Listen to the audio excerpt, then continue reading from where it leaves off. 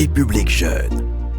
Parce que nous représentons la majorité, parce que nous sommes l'avenir, nous exigeons la paix et la réconciliation nationale maintenant. République jeune, un projet de Studio Mosaïque réalisé avec l'appui de Deutsche Welle Academy, financé par la coopération allemande.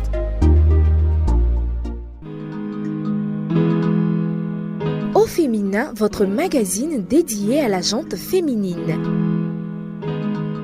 Au Féminin, nous traitons des sujets et enjeux pour notre développement. Bonjour à tous et à toutes, vous suivez Au Féminin, votre magazine hebdomadaire résolument femme qui a lieu tous les vendredis sur la plateforme dédiée aux jeunes de Côte d'Ivoire. Dans ce numéro, nous parlerons d'harcèlement sexuel dans la rubrique Réalité de femmes. Ensuite, dans Édu-Femme où nous parlons éducation, vous saurez tout sur les modes de contraception. Et enfin, dans Girl Motive, nous irons avec vous à la rencontre d'une femme leader. Je suis Sarah Michel, Fatim Touré assure la technique de cette émission. Le décor est ainsi planté, alors nous entamons la première rubrique de cette émission. Réalité de femmes, notre monde, nos combats, nos espoirs. Le harcèlement sexuel est une forme de violence. Il consiste à imposer à une personne de manière répétée des propos ou des comportements à connotation sexuelle ou sexiste qui portent atteinte à sa dignité en raison de leur caractère humiliant ou dégradant ou créent à son encontre une situation intimidante, hostile ou offensante. Amis auditeurs, le harcèlement sexuel est malheureusement une réalité chez les femmes. Notre reporter Andrea Oncho est allé au contact d'une jeune fille pour avoir son témoignage. Écoutons ensemble. J'ai été harcelée en classe de 3e. Pour moi, je partais corriger les feuilles avec le professeur, mais il s'avérait que le professeur, lui, ne pensait pas de cette manière-là. Donc, pendant qu'on était en train de corriger les notes, il m'a sauté carrément dessus. Vraiment, j'étais vraiment surprise parce que pour une fille de 3e de 15 ans, je me demandais bien qu'est-ce que ça pouvait bien être. Mais finalement, j'ai pu sortir de la salle.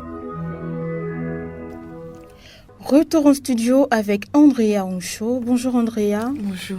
Dis-nous, toi qui es allée au contact de cette jeune fille, comment est-ce qu'elle se sentait pendant son témoignage? Eh bien, elle était vraiment bouleversée. À raconter son histoire, cela l'a vraiment replongée dans cette nostalgie. Et cette mauvaise expérience l'a tellement marquée qu'elle a décidé que sa fille, en fait, n'aurait jamais de répétiteur parce que pour elle, c'est une porte ouverte au harcèlement. Alors, est-ce qu'il y a un cadre précis pour exercer l'harcèlement sexuel? Alors, le harcèlement sexuel peut être exercé dans n'importe quel domaine de notre vie, donc je dirais non. Dans les lieux publics, le milieu professionnel, les milieux scolaires et universitaires, dans la vie conjugale et même sur Internet et par téléphone. Quelles sont ses conséquences ? Alors, les conséquences peuvent être tant physiques que psychologiques.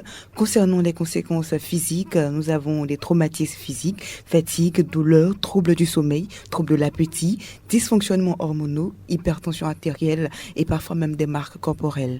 Concernant les conséquences psychologiques, nous avons le stress, l'anxiété, le repli sur soi, l'isolement, la dépression, sentiment d'impuissance, d'insécurité, de honte, de culpabilité et même les victimes pensent souvent au suicide.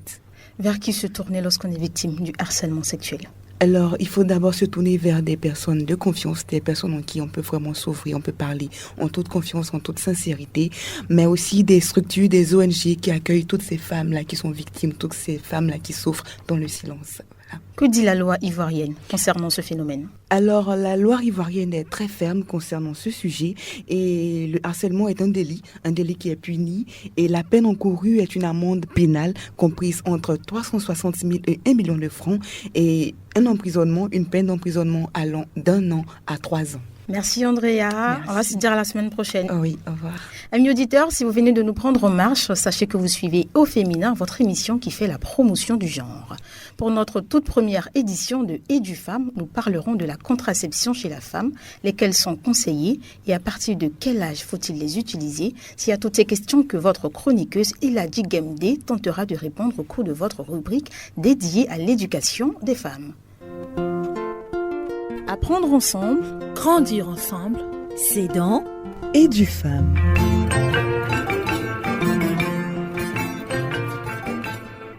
Bonjour à tous. Pour commencer, il faut savoir que les femmes ont désormais un vaste choix de moyens de contraception à la fois efficaces et peu contraignants. C'est donc à vous de trouver la contraception qui vous convient et qui s'adapte le mieux à votre mode de vie. Parlons de méthodes. Les femmes disposent de 2 types de méthodes de contraception. En premier lieu, il y a les types de contraception hormonale que je vais vous citer maintenant. Alors prenez bien note, mesdames. En premier lieu, nous avons la pilule. Cette contraception s'aborde par voie orale sous la forme de comprimés et de façon quotidienne. Elle permet de bloquer l'ovulation. En deuxième lieu, nous avons l'injection de progestatif. Alors, elle est conseillée pour les femmes qui ne supportent pas la prise de pilules quotidiennes. L'injection intramusculaire de progestérone s'effectue tous les 3 mois. En 3, nous avons l'implant sous-cutané. Elle se pose dans le bras, faite sous une anesthésie locale et à une durée d'efficacité de 3 ans. En 4, nous avons l'anneau contraceptif. Il est à la fois souple et facile à appliquer dans le vagin. Il délivre des œstrogènes et de la progestérone en continu pour une durée de 3 semaines. Il suffit de la retirer pour déclencher les règles. En 5e et dernier lieu, nous avons le patch.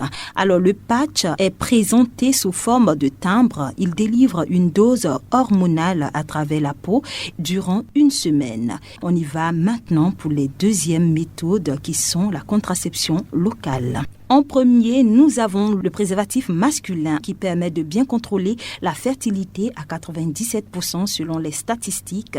En deuxième, on a le préservatif féminin. Cet anneau se place dans le vagin et reste idéal pour les personnes allergiques au latex.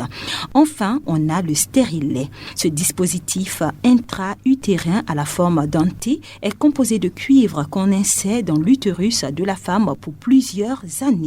Parlons maintenant des méthodes qui ne sont pas du tout conseillées. Les méthodes dites naturelles pour parler de la température du corps chez la femme ou du calcul du calendrier ne sont pas fiables à 100%, donc déconseillées, mesdames. Alors, que faire ? L'idéal serait tout simplement d'avoir une double protection, c'est-à-dire utiliser une méthode de contraception hormonale et une méthode locale, donc le préservatif interne ou externe. Voilà, c'est tout pour aujourd'hui. J'espère que vous avez bien été informés sur les différents moyens de contraception. Quant à moi, j'ai été heureuse de passer ces 3 minutes à vous informer sur la contraception. Je vous dis au revoir et à la semaine prochaine. Girl Motive pour promouvoir le leadership féminin. Pour ce numéro, Emmanuel Aoulou a tendu son micro à une dame qui a réussi à se démarquer dans le milieu des médias. Ce leader fait partie de nos sources d'inspiration. Nous vous laissons le découvrir dans cette interview. Bonjour à tous et à toutes. Aujourd'hui, nous sommes avec Mariam Koulibaly, animatrice télé et radio et directrice de la radio Fréquence 2. Alors bonjour Mariam. Bonjour Emmanuel. Comment vous est venue l'idée de devenir animatrice ? Alors, c'est une histoire assez particulière parce que j'ai envie de dire que c'est la profession qui m'a choisie. Déjà au lycée, mes professeurs avaient détecté des prédispositions à faire de la communication. D'ailleurs, j'étais très active dans tout ce qui était extrascolaire.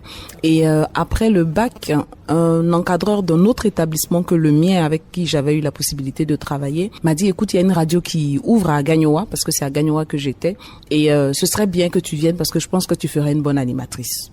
Donc j'y vais effectivement. J'entre en contact avec la radio, je fais de l'animation, mais j'apprends vraiment sur le tas, quoi. Et quand après le bac, je viens à Abidjan, que je suis inscrite à la fac de droit, je me suis rendu compte en première année que mon emploi du temps était plutôt light. Donc je me suis rapprochée de la radio de la mairie, donc Radio Yopougon, et j'ai proposé mes services. Ils ont trouvé que c'était pas mal les démos que j'avais mis à disposition et on m'a rappelé, donc du coup j'ai intégré la radio. Ce qui a fait que je faisais de la radio, je faisais de l'animation parallèlement à mes études. Et ça ne m'a pas lâché jusqu'à ce que je passe le test de la RTI, donc pour intégrer Fréquence 2. Et vous avez eu vos premiers postes de responsabilité à quel âge ? On va dire 34 ans. Quand j'ai eu mon premier poste de responsabilité. Je pense que je suis de ces personnes assez atypiques qui passent pas par les étapes normales parce que j'ai pas été chef de service avant de passer sous-directeur. Je suis passé directement chef de département et quelques années après, je suis devenue directeur. Quelles ont été vos difficultés en tant que femme pour arriver à ce niveau ? Généralement, je n'aime pas établir mes difficultés en tant que femme parce que finalement, j'estime que s'il faut travailler dans un corps de métier, il faut travailler qu'on soit un homme ou qu'on soit une femme. Après, c'est vrai que le regard que vous avez en face de vous est susceptible de vous rappeler quelquefois que vous êtes une femme. Vous avez des rondeurs là où on penserait qu'il faut avoir de la matière grise. Mais j'avoue que je suis très forte pour nier ce que j'ai pas envie de voir. Du coup, même quand il y avait des sous-entendus, je faisais comme si je n'entendais pas ce qui avait trait en tout cas à mon caractère de femme. Mais sinon, pour la professionnelle que je suis, j'ai appris très tôt qu'il fallait travailler. Et comment ces hommes-là que vous dirigez réagissent devant votre autorité? Je pense que mon équipe a passé le cap de c'est une femme qui est le chef. Parce que j'ai pas les histoires d'état d'âme, j'ai pas de saute d'humeur, non. Je ne suis pas comme ça. Je suis plutôt focus sur le travail et sur les résultats.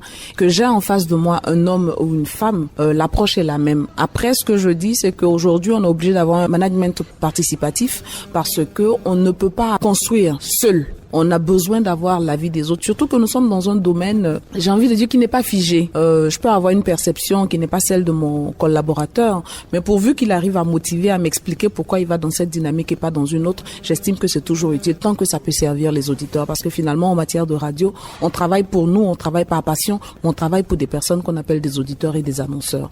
Donc, je suis très ouverte aux critiques, je suis très ouverte à la co-construction, parce que je pense qu'un cerveau, c'est une intelligence, mais deux intelligences valent toujours mieux qu'une seule. Du coup, de pouvoir entendre toutes les propositions, c'est toujours important et ça permet d'aller au-delà de ce que seul on aurait pu construire. Après, quand on est chef, c'est vrai qu'il faut avoir une vision et c'est dans cette vision-là qu'on arrive à entraîner les autres. Et je pense que c'est ça d'ailleurs qui détermine la réussite. Si vous n'avez pas réussi à passer votre message et à le faire appréhender par vos collaborateurs, vous vous retrouvez seul au milieu de personnes qui n'ont pas compris où vous voulez aller.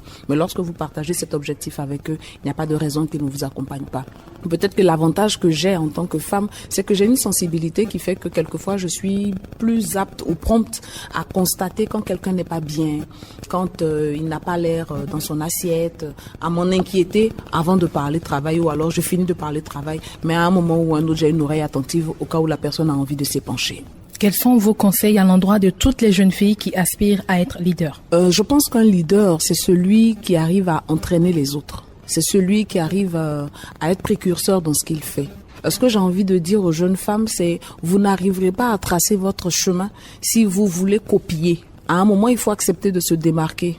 On est dans une dynamique aujourd'hui où malheureusement, il suffit que quelqu'un commence un type de commerce, quand ça marche, tout le monde s'engouffre là-dedans. Je peux apporter un service dans le domaine de la restauration, mais il faut que j'aie le souci de la différence. Qu'est-ce que j'apporte qu'on n'a pas encore? Il faut que j'ai une construction qui soit un plus en fait. Donc vous avez envie d'être leader. Il y a quelqu'un qui me disait qu'on est leader finalement, on ne devient pas leader. Mais je dis on peut naître leader, en avoir les prédispositions, mais on a la possibilité de cultiver les capacités d'un bon leader et accompagner ou conduire ceux qu'on a avec soi. Merci beaucoup Mariam. C'est moi. C'était Mariam Koulibaly au micro d'Emmanuel Aoulou. Nous espérons que vous avez appris énormément de choses sur le leadership. Eh bien, c'est ici que prend fin cette première édition de Au Féminin. Nous avons pris un énorme plaisir à partager ces 13 minutes en votre compagnie. Sarah Michel au microphone et Fatim Touré à la technique. Bonne suite de programme sur la plateforme dédiée aux jeunes de Côte d'Ivoire. Nous venons d'écouter Au Féminin, votre magazine dédié à la gente féminine qui traite des sujets et enjeux pour notre développement.